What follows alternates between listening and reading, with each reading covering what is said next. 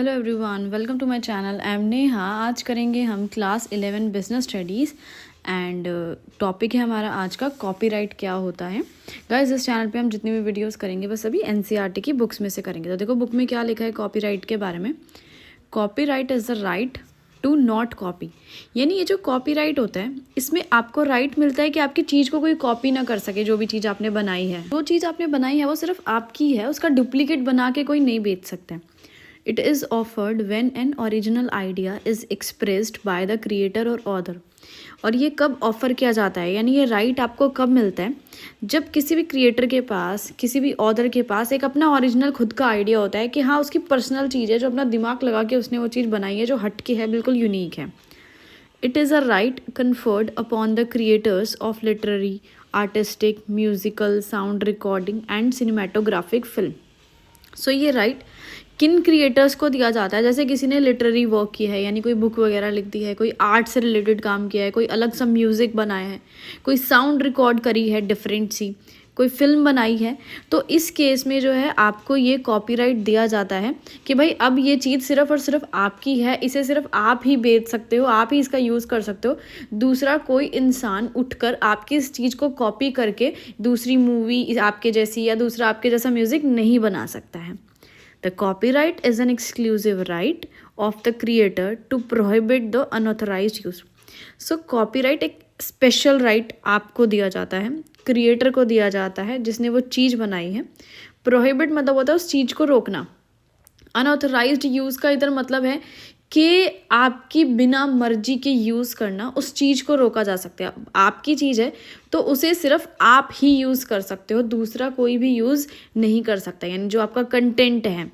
ठीक है, जैसे कि आपने अगर आप एक यूट्यूबर हो या आपके कोई फ्रेंड है तो आपने सुना होगा कि अगर हम किसी और की फ़ोटो या वीडियो या कोई म्यूज़िक अपने चैनल पे अपलोड कर देते हैं तो हमें कॉपीराइट स्ट्राइक आ जाता है। इसका मतलब है कि उस दूसरे इंसान की चीज़ हमने यूज़ करी है तो हमें कॉपीराइट मिल गया।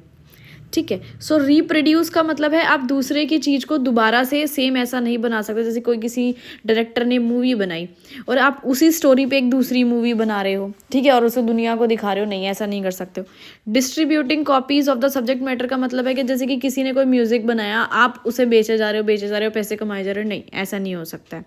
ठीक है, The unique feature of copyright is that the protection of work arises automatically as soon as the work comes into existence।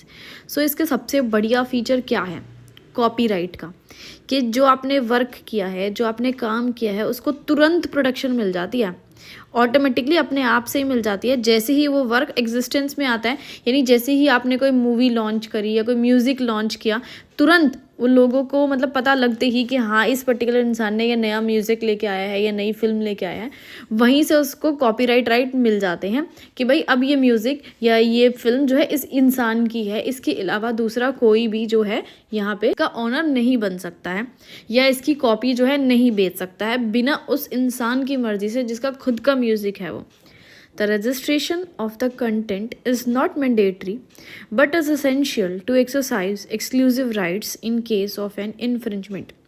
इसमें एक चीज़ लिखी हुई है कि जो आपका कंटेंट है, जो भी आपने मूवी या फिल्म या कुछ भी मतलब कुछ भी बनाया है, आपने म्यूज़िक वगैरह या कोई बुक ही लिखी है, उसका रजिस्ट्रेशन कराना ज़रूरी नहीं है, बिल्कुल भी नहीं। ऐसा कहीं नहीं लिखा है कि आप अपने कंटेंट पे कॉपीराइट लो, नहीं ऐसा ज़रूरी नहीं है। आपकी मर्ज़ी, आप लेना चाहो ले लो, नहीं लेना चाहो मत लो।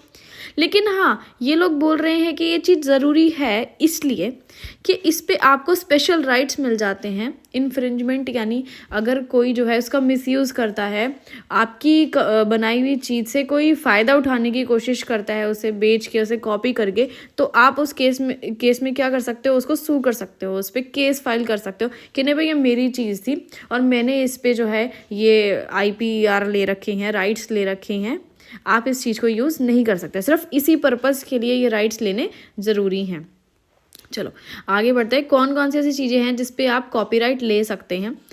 जैसे कि लिटरेरी वर्क है, आपने कोई पैम्पलेट बनाया, ब्रोशर, कोई नोवेल लिख दी, कोई बुक लिख दी, कोई अलग सी पोएम लिख दी, ठीक है, तो इस कैसे कंप्यूटर प्रोग्राम बना दिया, तो इस पर आप कॉपीराइट ले सकते हैं कि भाई ये चीज़ मैंने बनाई है, इसका सिर्फ यूज़ मैं करूँगा और इसको बेचना चाहूँगा तो भी मैं ही बेचूँगा और कोई नहीं बेचेगा। कोई आर्टिस्टिक वर्क है, जैसे आपने कोई अलग सी ड्राइंग बना दी, पेंटिंग बना दी, कोई मैप बना दिया, कोई लोगो बना दिया। तो जैसे अब लोगो है, कोई नाइकी का लोगो है, रिबॉक का लोगो है, एलजी का लोगो है, तो उसी कंपनी वाले ही उसे यूज़ कर सकते हैं। मैं उठकर ऐसा एक जूता बना दूं और उस पर निशान चिपका दूं, उनका लोगो चिपका दूं, तो वो चीज़ फ्रॉड हो जाएगी, ठीक है। ड्रामेटिक वर्क है, कोई आपने अलग सा कुछ डांस करा बनाया है स्टेप, या फिर कोई स्क्रीन प्ले है, कोई म्यूज़िक आपने बनाया है, कोई साउंड रिकॉर्डिंग करी है, कोई फिल्म बनाई है, उस पर भी आप जो है कॉपीराइट ले सकते हैं।